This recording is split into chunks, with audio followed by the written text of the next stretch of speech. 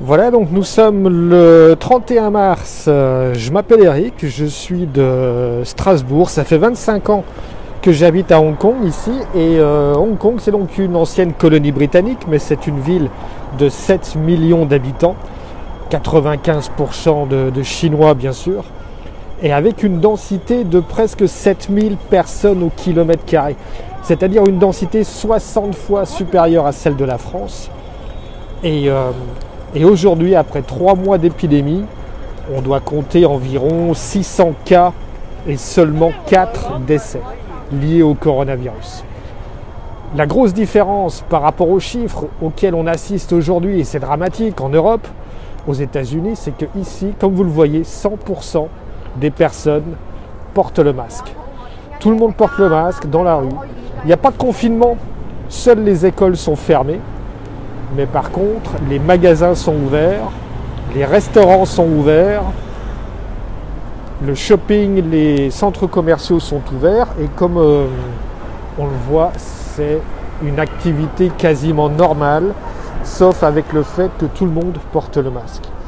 Si on compare par rapport à New York, qui a aussi 8 millions d'habitants et qui compte aujourd'hui jusqu'à 500 morts par jour, c'est dramatique.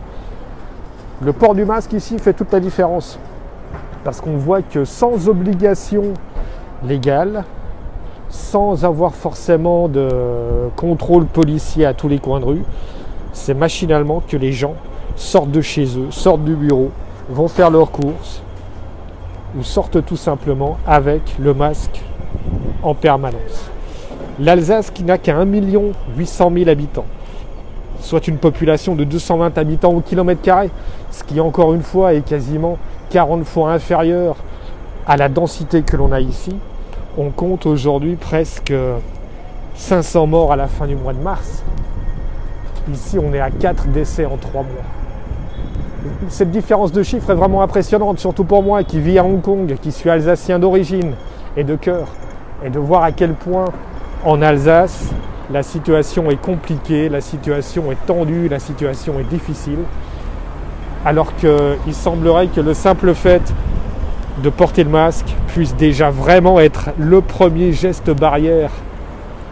Au niveau collectif, ça fait toute la différence.